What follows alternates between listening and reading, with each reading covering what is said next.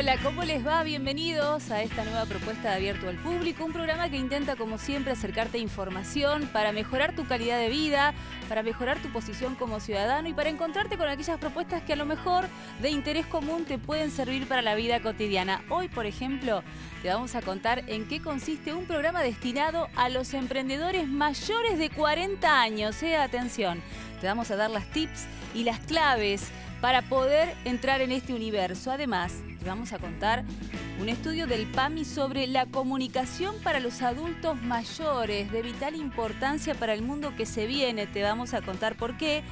Y también vamos a conocer las medidas para acompañar e impulsar la vitivinicultura en nuestro país, en especial a nivel familiar y cooperativo. Ya te voy a contar.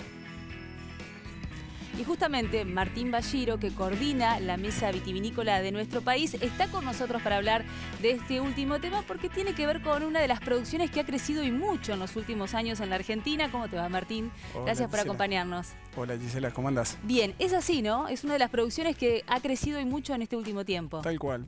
Es una producción, una actividad, una economía regional muy importante en nuestro país, una economía muy federal, una economía que está en 17 provincias del país, desde Jujuy hasta Chubut, y bueno, y una generadora de empleo muy grande en la actividad esa. 17, es mucho. 17 provincias, mucho. ¿Y cómo se logra trabajar? ¿De qué manera esta mesa trata de que todos los actores estén sentados en un mismo lugar y de esa forma también acompañen el desarrollo de la actividad? Bueno, es una política que llevó este gobierno, generar ese vínculo, ese diálogo con el sector público y privado, sentarnos en una mesa a debatir problemáticas y soluciones para llevar al sector propuestas en tres ejes claros, que fue competitividad, una parte de burocratización y apertura de mercado.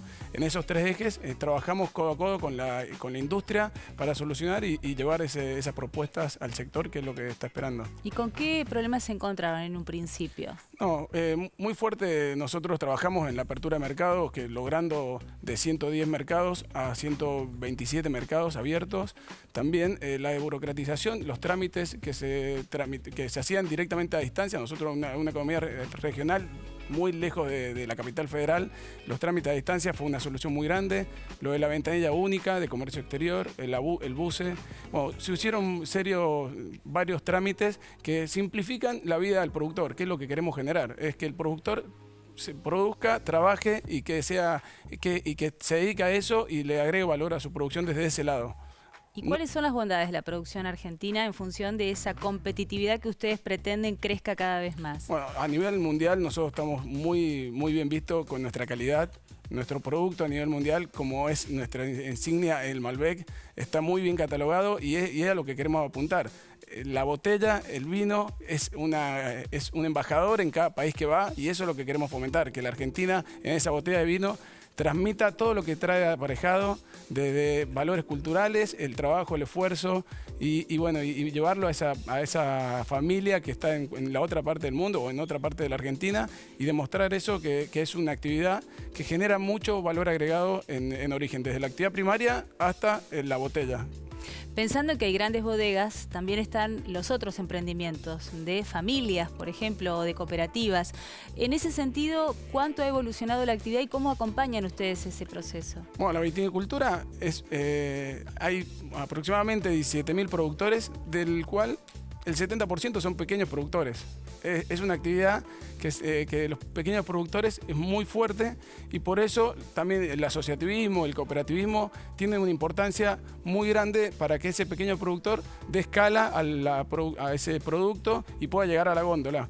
Eso es lo que uno desde agroindustria, desde del Ministerio también fomentamos mucho, que es ese asociativismo con los pequeños productores. Al ver una gran cantidad de pequeños productores, es fomentar para que llegue a la góndola, a que llegue al consumidor, ese pequeño que está produciendo la mejor calidad, pero que a veces le cuesta un poco más por la escala de la actividad. ¿Y qué herramientas necesitan en ese caso para aquellos que quieran empezar o que estén interesados en ver de qué se trata la actividad? Bueno, principalmente nosotros fomentamos unas líneas de crédito que hace 4 años que ya venimos trabajando, que son las líneas de créditos para la producción productiva, que es la mejora productiva, que es incorporar variedades de alta calidad de mejor aceptación en el mercado para que ese pequeño productor pueda acceder a esas variedades y hacer el recambio varietal. Esa línea de crédito tiene tasas subsidiadas con 2 años de gracias, se ha hecho en Mendoza, se ha hecho en San Juan, se viene haciendo paulatinamente para que ese pequeño productor incorpore tecnología, sea más eficiente, muy apuntado hacia ese pequeño productor que queremos que sea eficiente, que le agregue valor a su producción y bueno, que mejore su calidad de vida, que es lo que queremos en general. Claro, necesitan ese capital para comenzar y a lo mejor no tienen acceso a otro tipo de crédito o no tienen la posibilidad económica de hacerlo y esta es una forma, ¿no? Es una forma clara de dirigir fondos para ese pequeño productor que a veces no puede acceder por diferentes circunstancias y desde el Estado, junto con la provincia, porque en el caso en los créditos de reconversión varietal, trabajamos muy codo a codo con la provincia, que también tienen entes y fondos para promocionar este tipo de actividades, como malla antigranizo, incorporación de riego por goteo, bueno, una serie de tecnologías que necesita tener el productor para ser más competitivo y bueno, y de Estado lo queremos ayudar y llevarlo adelante. ¿Y qué cantidad de variedad de vinos hay actualmente en nuestro país? ¿Hay una idea? ¿Se puede dimensionar?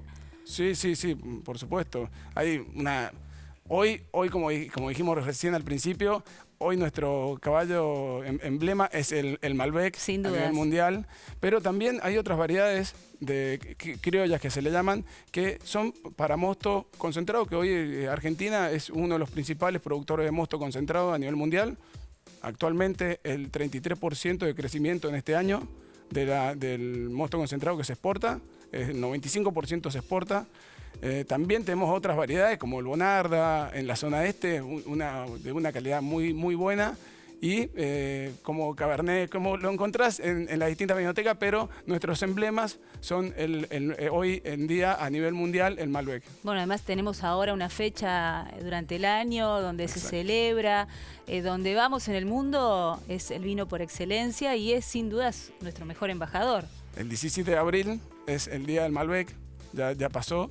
El 24 de noviembre tenemos el Día del Vino Bebida Nacional, también que es un trabajo que se viene llevando a cabo con el Ministerio de Agricultura, el Sistema de Medios, Coviar y el Fondo Vitivinícola, que también es promocionar nuestro vino como emblema argentino. ¿Y el mosto concentrado qué es? ¿Forma parte de esa bebida nacional? No, es azúcar. El mosto concentrado proviene de la uva, de la misma uva que se hacen para vino, pero es azúcar y se vende como azúcar. O sea que esa es también una alternativa para el productor. Exactamente. Es una alternativa para el productor. Y volviendo al 24 de noviembre, digamos, ¿qué significa para que Argentina tenga como bebida nacional el vino? ¿Cómo y de qué manera se puede promocionar? ¿A qué apunta? Lo importante es que nos vean como primeros embajadores de que hacemos productos de alta calidad, con alto valor agregado, que lleva aparejado desde la uva, que es ese pequeño productor que con esfuerzo todos los años quiere hacer algo mejor. Siempre digo yo que la mejor cosecha es la que viene, entonces siempre quiere superarse. Eso es lo que queremos transmitir a través del vino. Es un trabajo en equipo, un trabajo cultural que viene de ancestros. Yo soy 4ª generación de familias que se dedican a la viticultura, así que uno se siente orgulloso porque se va avanzando año a año, no es todo de un día para otro, así que bueno, también se transmiten muchos valores. Qué responsabilidad la tuya, ¿no? La del legado familiar, pero esa es mayormente el perfil que tienen los productores en la Argentina. Sí, tal cual, sí, viene de generación a generación, también obviamente hay una parte que más moderna y novedosa, que se viene incorporando, que es la parte turística, que viene también creciendo, como dijiste vos al principio, viene creciendo hoy en los últimos 4 años, el 23% de bodegas empiezan a adquirir el enoturismo como actividad económica dentro de su establecimiento y empiezan a haber un flujo más de turistas que vienen a Argentina, que este año es un 17% más. Entonces es que se le va complementando distintas actividades a la industria que empiezan a las generaciones más jóvenes a involucrarse un poco más en el tema, en la parte más moderna, del padre que viene un poco más con la parte de la parte más de labores culturales y el joven empieza a incorporar esa tecnología, que es lo que nosotros queremos también llamar el arraigo rural, que los jóvenes se involucren, que sean parte del negocio del padre. ¿Y sigue siendo una actividad artesanal o la tecnología ha ganado lugar? ¿Cómo ha evolucionado en ese aspecto? No, yo creo que la tecnología va avanzando y llega, y creo que en la viticultura es algo que llegó mucho en la parte de la bodega. Hoy empieza a llegar desde la parte más de viñedos, con la parte de riego por goteo, malla antigranizo, drones que te hacen las fumigaciones. Empieza a incorporarse la tecnología de a poco, pero en la bodega, con los nuevos emprendimientos, se ha visto mucho más rápido el avance de la tecnología. Y de los mercados que se abrieron nuevos, ¿cuál es el que más te llama la atención? ¿A qué lugar del mundo llega el vino argentino? No, hoy, como sabrán, el Tratado Unión Europea-Mercosur creo que es para celebrar 20 años trabajando en ese acuerdo, y hoy tenerlo ya casi ya firmado es algo que a mí me pone orgulloso, y creo que se han abierto muchos más mercados. Y llegar a cualquier lado, como China, como a Tailandia, como llegar a la Unión Europea, Canadá, Estados Unidos, es importante el trabajo que se ha hecho desde apertura de mercado, que es para resaltar. Creo que tenemos un mundo muy grande. Argentina, como sabemos, son 44 millones y las soluciones obviamente están afuera, porque la idea es seguir vendiendo más, produciendo más, y no que empecemos a producir menos porque el mercado interno disminuya. ¿Y cuáles son las cualidades del vino argentino si a vos te tocaría sentarte y venderlo? Fuera de lo que es el traje del funcionario, como productor, como alguien que está vinculado familiarmente a la vitivinicultura, ¿cuál es la bondad que tiene la actividad o por qué el vino argentino tiene esa diferencia respecto a otros? Creo que en sí es la gente, el valor cultural que tenemos nosotros del trabajo, del esfuerzo, de todo ir solucionándolo, de ir viendo más allá. Creo que va mucho en eso. Obviamente tenemos un clima privilegiado como Argentina, por eso es nuestra extensión de que va desde Jujuy hasta Chubut, es también eso, porque encontramos muy buenos vinos en Jujuy y también muy buenos vinos en Chubut. El clima y el suelo hacen también un poco a esa calidad que hoy tiene nuestro producto. Bueno, ahí tenemos el 50% asegurado. Exacto. Por suerte sí. Bueno, exacto. Y las recomendaciones para aquellos que quieran iniciarse en la actividad o cómo contactarse con la mesa de la vitivinicultura, porque es importante que más gente aproveche estas posibilidades. Normalmente nosotros trabajamos con las entidades sectoriales, porque al ser muchos productores, la idea es que esas entidades sectoriales traigan también su demanda, que tengan ese diálogo entre las entidades para que cuando lleguen a la mesa sean mucho más productivas. Y es lo que hay que también ir fomentando, que haya más debate dentro de la actividad sectorial, de las distintas cámaras, para que la realidad llegue mucho más afinada a la hora de sentarse a hablar con todos los secretarios, ministros, o hasta en el caso de la mesa vitivinícola, el presidente 2 o 3 veces se ha sentado en la mesa a tomar apunte, a solucionar temas, y eso es lo que queremos, es que la demanda llegue un poco más afinada, porque hay muchos productores, como dijimos, 17.000, no podemos atenderlos a todos en sus reclamos. Entonces, cuando llegan en las cámaras, que hagan ese trabajo interno y podamos ir resolviendo los temas puntuales, como lo hemos ido trabajando en las 6-7 mesas que se han hecho. Muchísimas gracias, Martín, por acompañarnos. No, al contrario, muy gracias amable. a vos. Nosotros hacemos la primera pausa en Abierto al Público. En un ratito volvemos con todos los temas que prometimos.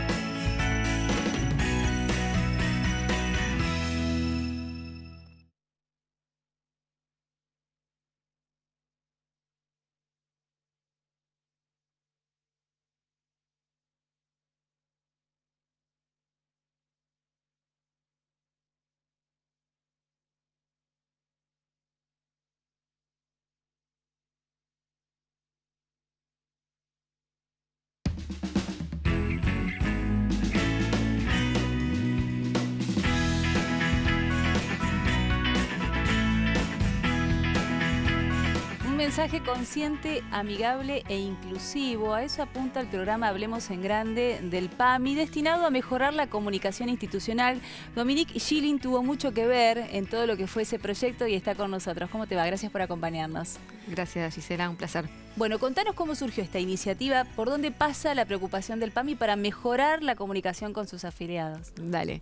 Mira, hace 4 años en realidad que empezamos a trabajar con este público, a comunicarnos, a generar conversaciones y nos dimos cuenta de que era un público mucho más complejo y diverso de lo que por ahí nosotros pensábamos o teníamos en el imaginario. Porque en realidad nosotros nos comunicamos con afiliados que en su mayoría tienen más de 60 años, pero tienen entre 60 años y 100. Entonces en el medio nos encontramos con de todo. Entonces un poco la pregunta que nos hacíamos es ¿cómo hacemos para que nuestra comunicación sea universal y pueda llegar a todos y ser entendida por todos? Porque de golpe hay por ahí una mujer que tiene 60 años, que es parte y que es súper familiarizada con las plataformas digitales o muy activa, o por ahí un hombre que no, que puede tener 70 años y no, o una persona de 80 que sí.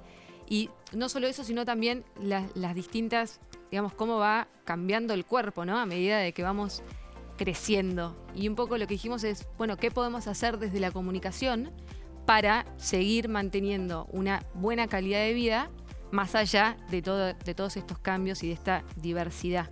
Y por eso surge, nosotros empezamos a diseñar herramientas que después incluimos en esta publicación, que decidimos compartir, como de esta comunicación que le llamamos consciente, en donde, por ejemplo, hacemos sugerencias como agrandar el tamaño de la letra. Hacíamos por ahí investigaciones que salíamos al campo, de golpe, no sé, en un supermercado, nos encontramos con un señor de aproximadamente 75 años, 80 años, que estaba con una linterna intentando leer una etiqueta.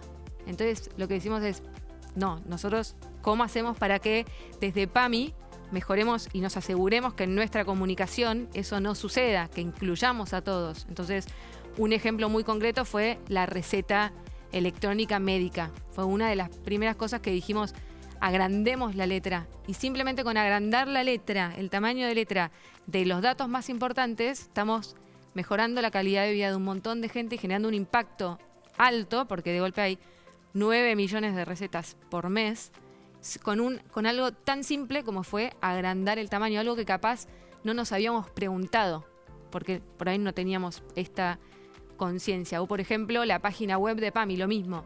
Hicimos todo un rediseño y uno de los principales cambios es que le agrandamos el tamaño de la letra, le pusimos colores más contrastantes. Son todas herramientas que favorecen a que el mensaje pueda ser bien recibido más allá o de la edad o de tus hábitos o de cuán activo o no seas, digamos, que nos aseguremos, ¿no?, que todo el mundo lo pueda recibir. Y en la página web, por ejemplo, fue muy valorado el tamaño de la letra. Y si vos ves nuestra página por ahí comparada con otras, te vas a dar cuenta que es llamativo y es algo que por ahí es muy simple.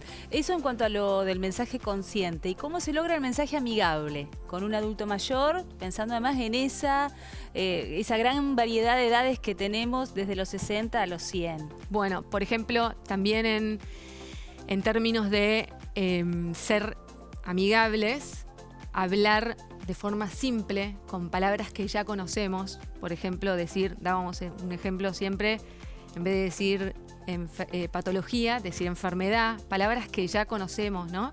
O en vez de decir infarto de miocardio, que es por ahí una palabra técnica o un término técnico, decir ataque al corazón, que por ahí son ejemplos poco felices, pero más simple por ahí es, en vez de precipitaciones, decir lluvia. Son palabras que ya conocemos, porque este trabajo nosotros lo hicimos en equipo con los médicos de PAMI y ellos lo que nos explicaron es qué nos va pasando a medida de que vamos creciendo, tanto en el cerebro como en la visión, en menor medida en el oído, y cómo entonces desde la comunicación podemos aportar para que sigamos manteniendo nuestra calidad de vida a pesar de los cambios que vamos viviendo y que todos vivimos permanentemente.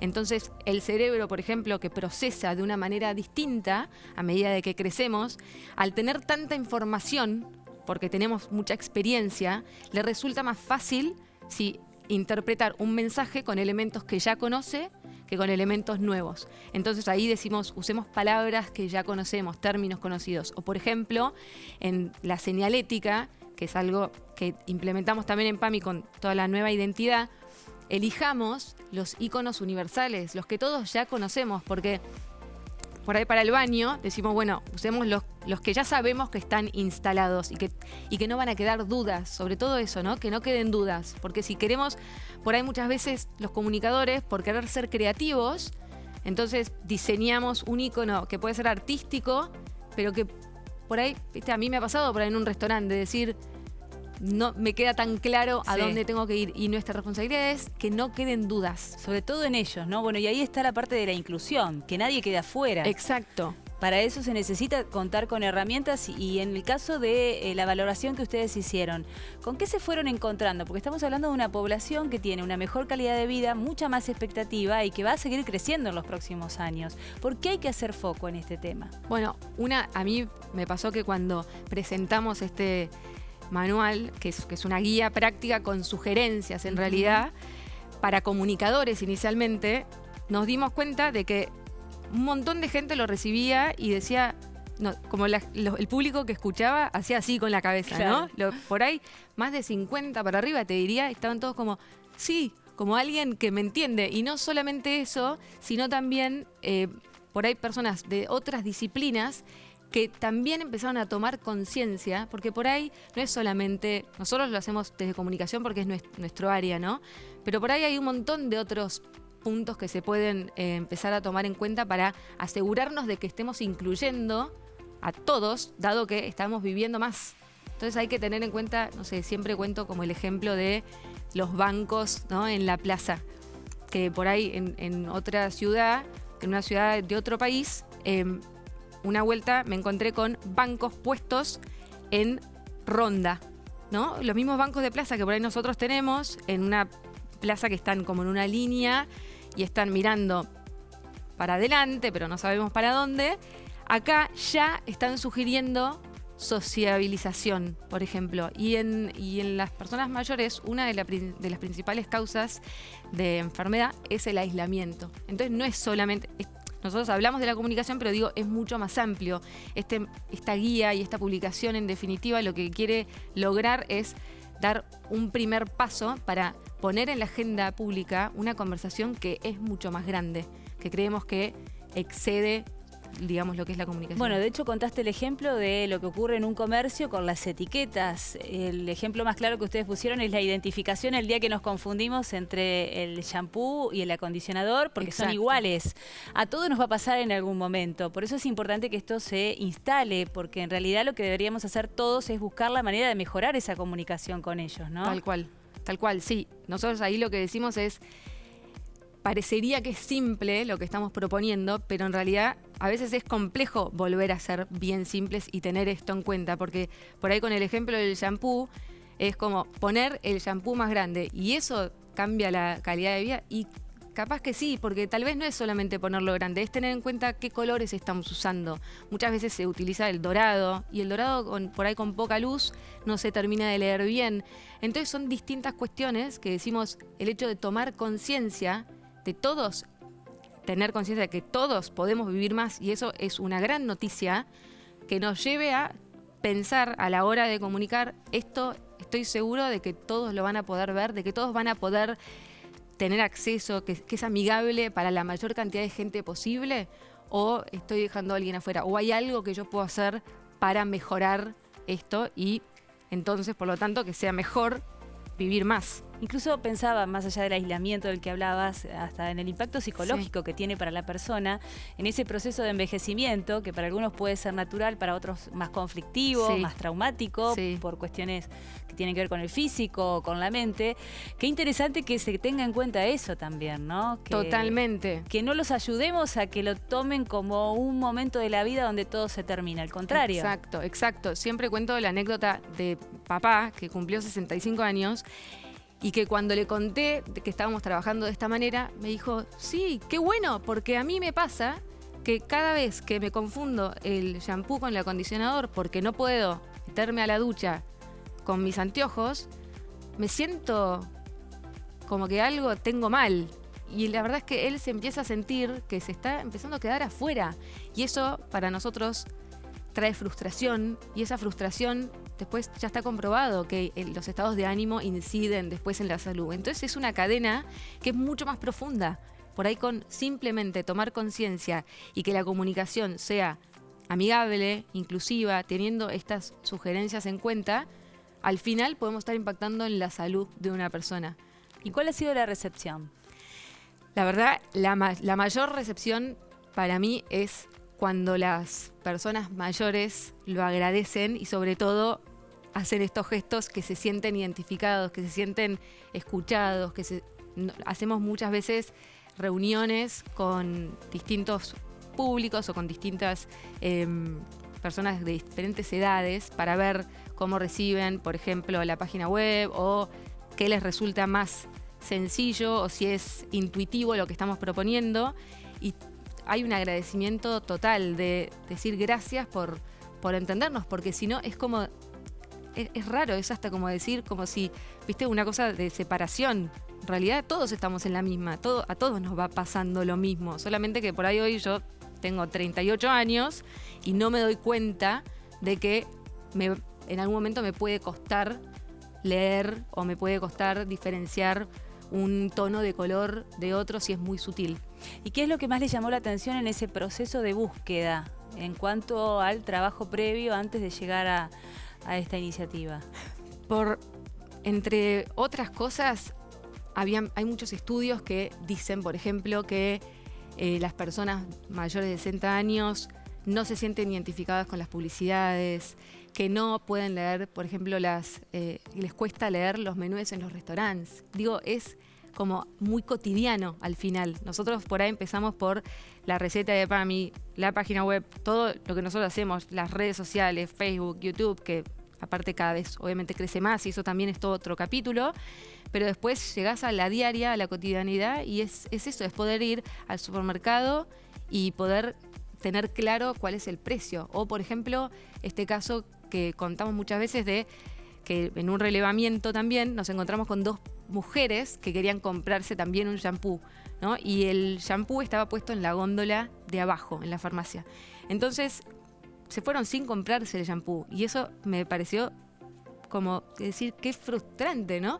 Pero toda la escena entre que una de ellas dos podía agacharse para agarrar uno de los envases, se lo mostraba a la otra le decía no, yo no necesito con rulos, entonces volvía a dejar el envase, agarraba otro y así se generó todo un diálogo de como 10 minutos y se fueron sin comprar el shampoo, ¿no? Entonces eso es como un poco lo que nosotros decimos, que no pase esto, porque es tener en cuenta esas cuestiones y decir, bueno, ¿dónde ubicamos estos envases? O ¿cómo hacemos para que esta etiqueta pueda ser entendida por todo el mundo?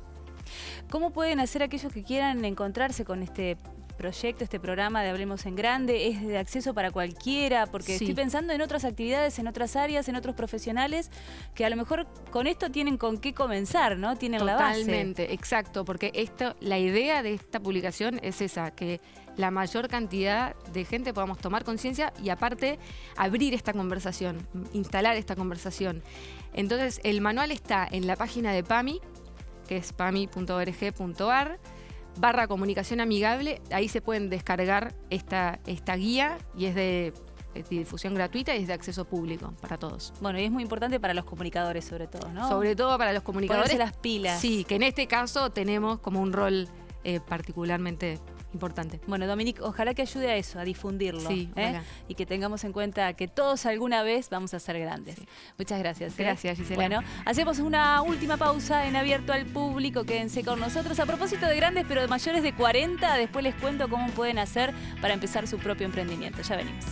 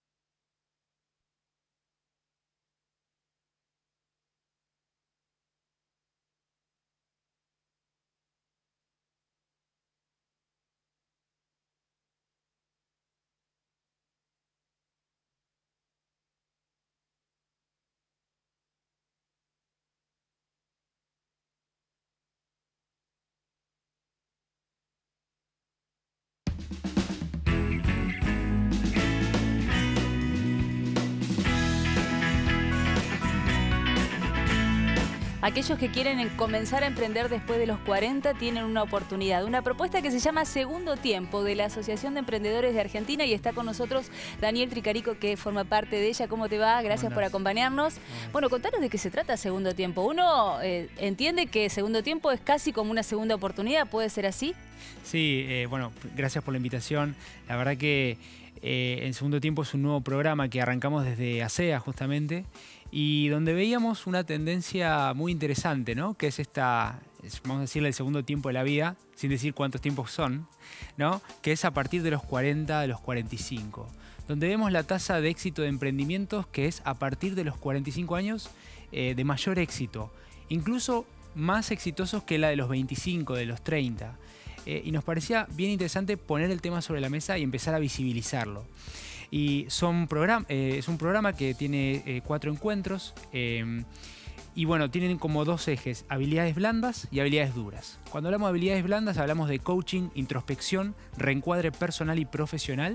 Y después habilidades duras los acompañamos con charlas, talleres, por ejemplo, que hacemos con Facebook para que puedan armar su fanpage y en Instagram también, porque lo que antes era armarte la web, hoy es tener que estar en las redes. Entonces también para digitalizar este segmento. La verdad que estamos muy contentos con este programa y también traemos casos que pueden referenciarse ellos. Vino Sergio Expert, que tiene una charla muy linda, una vivencia bien difícil y se pudo resignificar a partir de los 40. Vino Dolores Avendaño, que es la ilustradora de Harry Potter para el habla hispana, y también una segunda vuelta que ella le pudo dar a su carrera. Y ahora vamos a cerrar con Georgina Esposetti, que es médica y creadora de un ensayo para mí, que es como un vamos a decir, un mercado libre, un comercio online, pero de ensayos clínicos.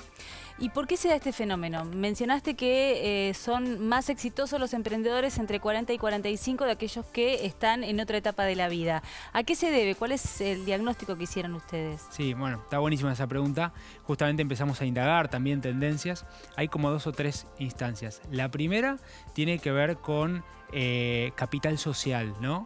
Que es decir, toda esta gente a partir de los 45 tenés acceso a lo que es, por un lado, capital social, que es conocer gente referentes en esa industria que más o menos te desarrollaste, no sé, tanto sea farmacéutica, neumáticos, la que sea. Y también ahí podés descubrir oportunidades, porque si estuviste 20, 15 años trabajando en la industria, más o menos conocés qué puntos grises puede haber y qué oportunidades podés complementar. Después también tenés cierta formación formal o informal, pero tenés cierto capital, digamos, educativo. Y después también tiene que ver con justamente una menor presión. Justamente la mayor parte de los emprendedores a partir de los 45 en Argentina tienden a emprender por oportunidad, a diferencia de lo que es emprender por necesidad, que es necesidades como las necesidades básicas, como emprender justamente por un contexto que es apremiante, pero por oportunidad, porque veo esto y ya también tengo mi parte de estructura familiar donde mis hijos quizás ya empezaron a crecer y donde tengo esa necesidad de generar un plus, de dar algo más y de yo resignificarme personal y profesional y laboralmente, ¿no? Qué interesante eso. ¿Y con qué dificultades se encuentran cuando creen que hay una oportunidad? La mayoría de las veces también debe haber un camino donde hay que ir sorteando obstáculos. ¿Cuáles son las mayores dificultades con las que se encuentran? Sí, bueno, por un lado el acceso a las redes, ¿no? Al networking, lo que se dice. No es tan fácil para este rango etario conseguir y sobre todo visibilizar casos de decir, bueno, emprendedores más 45. Yo puedo citarte acá un montón, que muchos son de Estados Unidos, no sé, el Coronel Sanders de Kentucky Fried Chicken, Ray Kroc de McDonald's que vendía licuadoras, mismo Steve Jobs lanzó el iPhone a los 52, pero bueno, falta visibilizar casos locales, ¿no? Que creo que es una narrativa que nos debemos todos como sociedad empezar a poner esto sobre el tapete.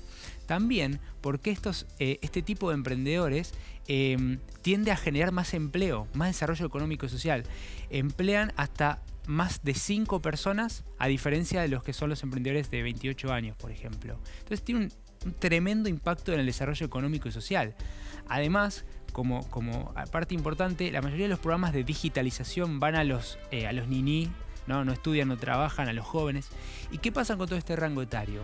Tendiendo la tendencia de que la gente va a vivir más tiempo y demás. Además también tienen otra dificultad que tiene que ver sobre todo con esto de el fracaso, ¿no?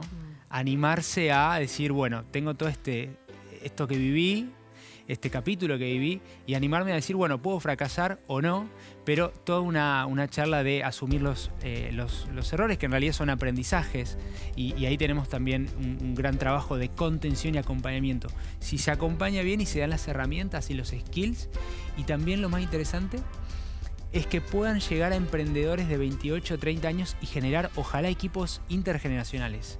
Y eso sería espectacular, que es lo que queremos lograr con el programa. Claro, porque además eso permitiría potenciar los que tienen unos y otros, y en el caso de los emprendedores mayores de 40, 45 años, tener esas herramientas que a lo mejor donde hace falta el ajuste para poder progresar, ¿no? Exacto. Eso sería interesante.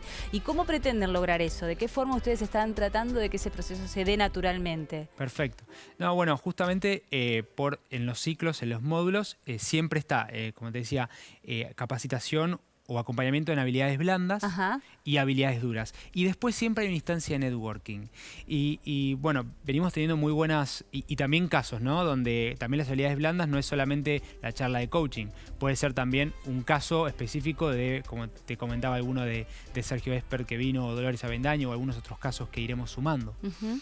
Pero también en el networking en general, esa red, esa contención, hoy lo que vemos mucho, y sobre todo a nivel de todos los emprendedores que vienen, es contención y acompañamiento, que es el segundo eje de lo que es la asociación de emprendedores, ¿no? ¿Y qué tipo de emprendimientos son los que más frecuentes, o cuál es el rubro, el nicho que ha generado más iniciativas en este último tiempo? Bueno, por un lado, a pesar de que las estadísticas dicen que hay menos mujeres emprendiendo, Ajá. nosotros en nuestros programas vemos más mujeres emprendiendo.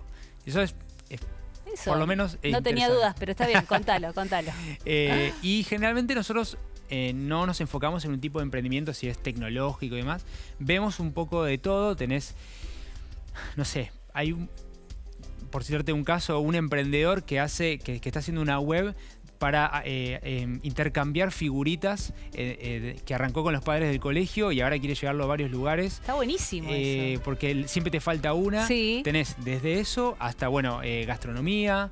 Y después tenés también mucho servicio profesional, ¿no? De acompañamiento. Y todo este capital social que tiene, y si querés me voy mucho más de los 45, los 60, los 55. Un capital social fenomenal que muchas veces están siendo desplazados en las empresas o tomando retiros voluntarios.